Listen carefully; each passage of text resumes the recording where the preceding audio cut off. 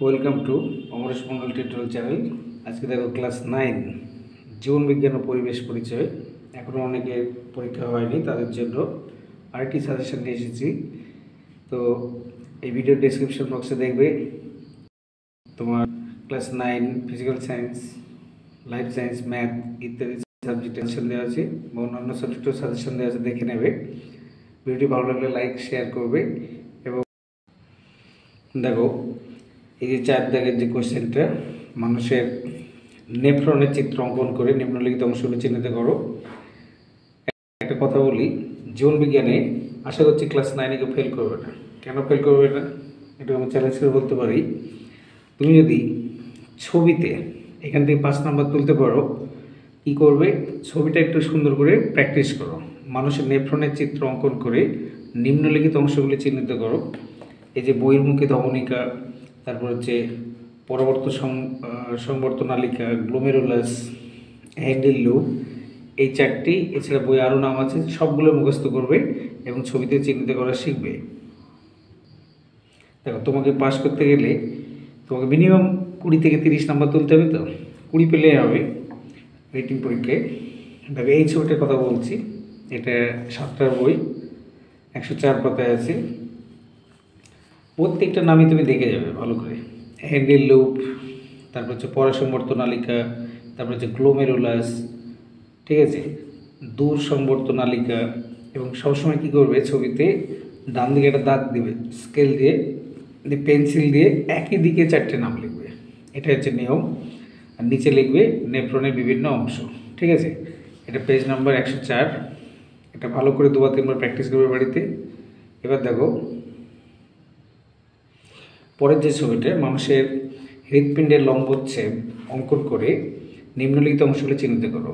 এই নেফ্রন এবং হৃৎপিণ্ডের মধ্যে পরীক্ষা একটা আসবেই, এবং হৃৎপিণ্ড 100%। ফুসফুসে ধমনী, ত্রিপত্র কপটিকা, বাম অলিন্দ, ঊর্ধ্ব মহাশিরা। দেখো, তুমি পরীক্ষার সময় 4টি পড়ে গেলে হবে না, কিন্তু তোমাকে এই যে ছবিটা দেখো, পেজ নাম্বার 97, 7টার বই, এখানে কিন্তু অনেকগুলো নাম আছে। তুমি পড়ে গেলে ত্রিপত্র কপাটিকা, আর পরীক্ষায় দিয়ে দিল দ্বিপত্র কপাটিকা, তখন তুমি আমাকে গাল দেবে। গাল দেওয়ার দরকার নেই, তুমি বাড়িতে পড়ো, ছবিটা আঁকো 2 বা 3 বার না দেখে। এই যে দ্বিপত্র কপাটিকা, বাম অলিন্দ, ফুসফুসীয় ধমনী, ফুসফুসীয় শিরা, মহাধমনী, ফুসফুসীয় ধমনী, ডান অলিন্দ। তো একটা জিনিস খেয়াল রাখবে ছবি আঁকার সময়, তোমার ডান দিকটা না, ছবির যে ডান দিক উপরের অংশটা হচ্ছে ডান অলিন্দ, ডান নিলয়, বাম অলিন্দ, বাম নিলয়। আর ডান অলিন্দ ডান নিলয়ের মাঝে থাকে ত্রিপত্র কপাটিকা, আর বাম অলিন্দ বাম নিলয়ের মাঝে থাকে দ্বিপত্র কপাটিকা, ঠিক আছে। এই ছবিটা মোটামুটি 8-10টা নাম শিওর দেখে যাবে, ওর মধ্যেই কমন পাবে। ইম্পর্টেন্টগুলো বেছে বেছে পড়ে যাবে, ঠিক আছে। 97 পাতায় 7টা। এবার দেখো এই যে তোমার 2টো কোশ্চেন আছে 5 নম্বর। সহজাত অর্জিত অনুক্রমতা বলতে কি বুঝো? অ্যান্টিজেন অ্যান্টিবডির পার্থক্য। এটা আমাদের বিদ্যালয়ে এসেছিল, ভেরি ইম্পর্ট্যান্ট। অ্যান্টিজেন অ্যান্টিবডির পার্থক্য আর সবচেয়ে বড় আকারের অ্যান্টিবডি কোনটি, এটা কিন্তু পরীক্ষা আসার মতো। একটু দেখে নাও কোথায় আছে। দেখো এই যে উত্তরটা, সহজাত অনুক্রমতা কাকে বলে? Inborn immunity. আর অর্জিত অনুক্রমতা কাকে বলে? এটা 112 পাতায় আছে, ঠিক আছে। 112 পাতায় ভালো করে পড়বে, 7টার বই, 112 পাতা। পরের কোশ্চেন দেখো, এটার সাথেই ছিল অ্যান্টিজেন ও অ্যান্টিবডির পার্থক্য, এটি দেখে নাও। এটা সহায়িকা 380 পাতায় আছে, 380 পেজ দেখতে পাচ্ছ, 380, রায় মার্টিন সহায়িকা। এইভাবে লিখবে বিশ্ব বাদিকে, তারপর অ্যান্টিজেন, তারপর অ্যান্টিবডি, ঠিক আছে। এগুলো ভালো করে বড় বাড়িতে, এই পার্থক্যটা গ্যারান্টি দিচ্ছি পরীক্ষায় কমন পাবে, অ্যান্টিজেন এবং অ্যান্টিবডি পার্থক্য। পরের কোশ্চেন, এটার সঙ্গে যেটা ছিল একটা শর্ট, সবচেয়ে বড় আকারের অ্যান্টিবডি IgM, ঠিক আছে। এবং পরের কোশ্চেনটা ভালো করে দেখবে, মানব কল্যাণে জীবাণু 3টি ভূমিকা আর ম্যালেরিয়া রোগের 2টি উপসর্গ। এটি দেখে নাও। 374 পথে সহায়িকা 374। এখানে দেখো সুন্দর দেওয়া আছে মানব কল্যাণে জীবাণুদের ভূমিকা। 3 নম্বর আছে 3 খাদ্য উৎপাদন, ঔষধ উৎপাদন, অণুজীব সার। যাদের বই নেই তারা এটা স্ক্রিনশট নেবে। পেস্টের জৈবিক নিয়ন্ত্রণ, ভ্যাকসিন প্রস্তুতিতে। পয়েন্ট না পারলে পয়েন্টগুলো লিখে দিয়ে আসবে। তোমার পাস করা নিয়ে নাম্বার চাই, তো তুমি পয়েন্টগুলো লিখে দিয়ে এসো। 1 লাইন পারলে চেষ্টা করবে, যারা ভালো স্টুডেন্ট সব লিখবে। ভিটামিন প্রস্তুতি, বিকল্প খাদ্যরূপে। পেজ নাম্বার 374, এটা ভালো করে দেখবে, মানব কল্যাণে জীবাণুদের ভূমিকা। এই দেখো ম্যালেরিয়া রোগের প্রকৃতি, উপসর্গ, সংক্রমণ পদ্ধতি, পেজ নাম্বার 371। 371 পাতায় এখানে ভালো দেওয়া আছে। 372 পাতায় এই যে ম্যালেরিয়া রোগের উপসর্গ। ম্যালেরিয়া রোগের উপসর্গ: রোগীর কাঁপুনি দিয়ে জ্বর আসে, দিয়ে তাপমাত্রা বেড়ে যায় 102 থেকে 105 ডিগ্রি ফারেনহাইট। তুমি আবার সেলসিয়াস লেভেল 0 পাবে। 3-4 ঘন্টা পর ঘাম দিয়ে জ্বর ছাড়ে, এই পর্যন্ত লিখে দেবে। ঠিক আছে, তাহলে এই যে 5 নম্বর বললাম, তাহলে এখান থেকে 3টে কোয়েশ্চেন ভেরি ইম্পর্টেন্ট। ঠিক আছে, তবে বৃষ্টির জল সংরক্ষণের যে কোনো 3টি পদ্ধতি আর সৌরশক্তি ব্যবহারের একটি সুবিধা অসুবিধা। এই কোয়েশ্চেনটা ভালো করে দেখবে। দেখে নাও কত পেজে আছে। দেখো এখানে পেয়ে যাচ্ছে জল সংরক্ষণের 3টি পর্যায়। এটা আছে পেজ নম্বর সহায়িকা 436 পাতা। জল সংরক্ষণের এক হচ্ছে জলাশয় খনন করে বৃষ্টির জল ধরতে হবে, বাঁধ নির্মাণ করে, জলের অপচয় রোধ করে। ঠিক আছে, এটা এই 3টে পয়েন্ট ভালো করে পড়বে। আর সৌরশক্তি ব্যবহারের সুবিধা অসুবিধা এটাও পেয়ে যাচ্ছ, দেখে নাও। দেখো পেজ নাম্বার 439, একদম উপরে আছে 439 পাতায়, সৌরশক্তি ব্যবহারের সুবিধা। ঠিক আছে, সৌরশক্তি ব্যবহারের সুবিধা স্ক্রিনশট নেবে যাদের বই নেই, আর যাদের বই আছে বই থেকে পড়বে। আর অসুবিধাটা দেখো, সৌরশক্তি ব্যবহারের অসুবিধা, কোয়েশ্চেন নাম্বার 26, পেজ নাম্বার 442, সৌরশক্তি ব্যবহারের অসুবিধা। ঠিক আছে, তারপরে যে কোয়েশ্চেন দেখো, পপুলেশন বলতে কী বোঝায়, ভেরি ইম্পর্টেন্ট। আর জন্ম আর মৃত্যুর মধ্যে পার্থক্য, এটা আসার মতো আসবেই, ভেরি ইম্পর্টেন্ট। তো দেখো পপুলেশন, পেজ নাম্বার 128, একই স্থানে এখান থেকে শুরু করে এই পর্যন্ত 128 পাতা। আর জন্ম আর ন্যাটালিটি কাকে বলে পার্থক্যের বাদিকে লিখবে। ঠিক আছে, এই যে এইটুকু, এই পয়েন্টটা লিখে দেবে।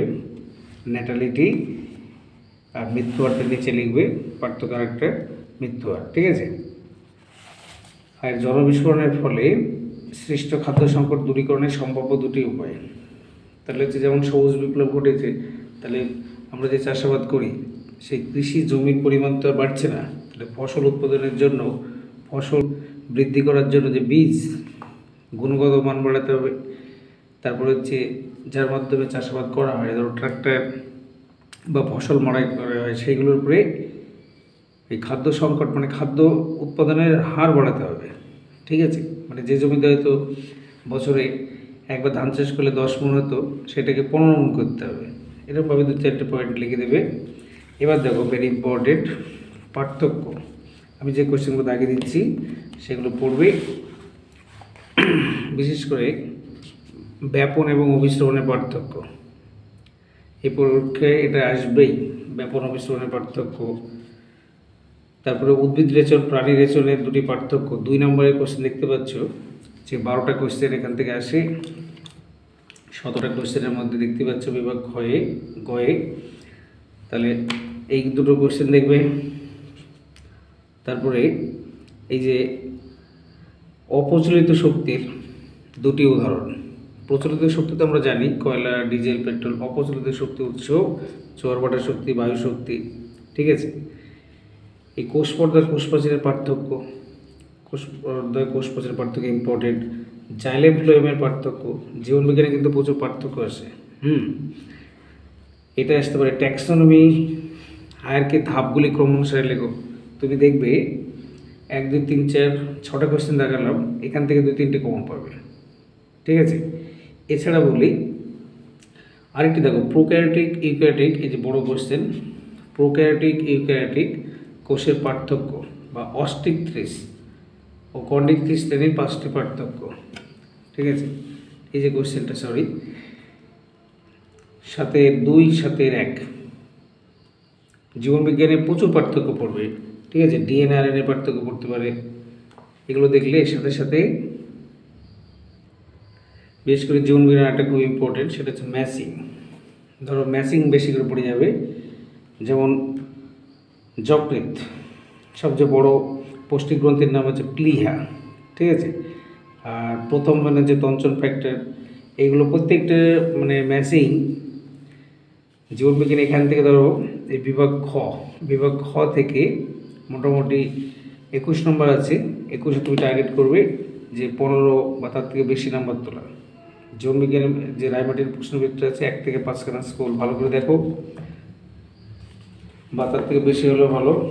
ঠিক আছে, আরেকটা ট্রিক্স দিচ্ছি, সেটা হচ্ছে ধরো প্রথম যে চ্যাপ্টার, তোমার কাছে বাড়িতে বই আছে সহায়িকা, এই যে দেখতে পাচ্ছি চ্যাপ্টারের নাম হচ্ছে জীবদের 5টি রাজ্য, উদ্ভিদ রাজ্য ও প্রাণী রাজ্যের শ্রেণীবিভাগ। নৈবর্তিক প্রশ্নোত্তর, সঠিক উত্তর নির্বাচন করো। এখানে তো প্রচুর কোশ্চেন আছে, এবার রায়মার্টিন সহায়িকার কথা বলছি, যেগুলো ইম্পর্টেন্ট করে বুঝবে। যেমন এইটা পরীক্ষায় আসে, কোন উদ্ভিদ গোষ্ঠীকে উদ্ভিদ রাজ্যে উভচর বলে? উত্তর হবে মশ। ঠিক আছে, আবার ধরো এখানে দেখতে পাচ্ছ যে আরেকখানা, এই যে অনুন্নত নিউক্লিয়াস দেখতে পাওয়া যায় কোথায়? ব্যাকটেরিয়াতে, যেগুলো স্টার আছে, ডবল স্টার। হুইটেকার জীবজগৎকে কটি ভাগে ভাগ করেছেন? এটা পরীক্ষায় আসে 5 ভাগ। আর জীবের 5 রাজ্য শ্রেণীবিন্যাস করেন কে? হুইটেকার। ওকে, এই কোশ্চেনগুলো ভালো করে দেখবে, যেগুলো 2 নম্বর মানে ইম্পর্টেন্ট। যেমন এটা, সংবহন কলাযুক্ত অপুষ্পক উদ্ভিদ কি? টেরিডোফাইটা। মশ জাতীয় উদ্ভিদের মূলকে ড্যাশ এবং ড্যাশ, কাণ্ডকে ড্যাশ বলতে, রাইজয়েড এবং কলয়েড। যেগুলোই দেখবে যে স্টার দেওয়া আছে, স্তনগ্রন্থি, কর্ণচক্র, লোম, কোন প্রাণীর বৈশিষ্ট্য? স্তন্যপায়ী, ম্যামালিয়া। ঠিক আছে, এগুলো দেখবে। যেমন পটকা দেখা যায় কার? C horse. আবার দেখো আমি বলতে যাচ্ছি যে যেগুলো তোমার স্টার আছে সেগুলো অবশ্যই পড়বে। ঠিক আছে, যেমন নিচের দিকে প্রচুর আছে, সেই কোশ্চেনগুলো দেখবে, তার সাথে সাথে ডাবল স্টার, ট্রিপল স্টার, সেগুলো দেখে যাবে। যেমন দেখবে এই কোশ্চেনটা খুব আসে পরীক্ষায়, যে আরশোলা রেচনাঙ্গের নাম কি? ম্যালপিজিয়ান নালিকা, দেখতে পাচ্ছ। আবার রেচনাঙ্গ ফ্লেম কোষ, রেচনাঙ্গ পিতাকৃমি। মানুষের দেহে ইউরিয়া উৎপন্ন হয় কোথায়? উত্তর হবে যকৃৎ বা লিভার। যেমন এই কোশ্চেনটা আসে, প্রতিটি বৃক্কে নেফ্রনের সংখ্যা কত? এই যে দেখতে পাচ্ছ ডবল স্টার। ঠিক আছে, আবার মানবদের নাইট্রোজেনযুক্ত একটি রেচন পদার্থের নাম কি? ইউরিয়া। তাহলে মানুষের প্রধান রেচনাঙ্গ কি? সবকটি, এগুলো দেখে যাবে। এটা বললাম, একটু আগে বললাম যে জন্ম আর ন্যাটালিটি এবং মর্টালিটির পার্থক্য, বইয়ে ভালো ছিল না, সহায়িকায় আছে পেজ নাম্বার 414 পাতায়, এটা ভালো করে দেখে যাবে। ঠিক আছে, এবং এই যে তোমার 2 নম্বরে যে কোশ্চেনগুলো থাকে, শীতঘুম কাকে বলে? কোন প্রাণীর দেখা যায়? ঠিক আছে, এগুলো পড়বে 2 নম্বরের কোশ্চেন। তারপরে তোমার যেমন এখানে একটা কোশ্চেন দিয়েছে, লিনম্যানের 10% সূত্র, এটা তো খুব আসে পরীক্ষায়। লিনম্যানের 10% সূত্র কাকে বলে? দেখবে, খুব ইম্পর্টেন্ট কোশ্চেন। তারপরে দেখবে অনেক জায়গায় এই কোশ্চেনটা থাকে তোমার, নাইট্রোজেনের জৈবিক সংবন্ধন বলতে কী বোঝায়? ঠিক আছে, এটাও দেখবে। এখানে কয়েকটা ইম্পর্টেন্ট কোশ্চেন আছে, সেটা আলোচনা করছি। বাস্তুতন্ত্রের শক্তি সর্বদা কী হয়? একমুখী না দ্বিমুখী? উত্তর একমুখী। বাস্তুতন্ত্রে কত শতাংশ শক্তি পরবর্তী পুষ্টি স্তরে পৌঁছায়? 10%।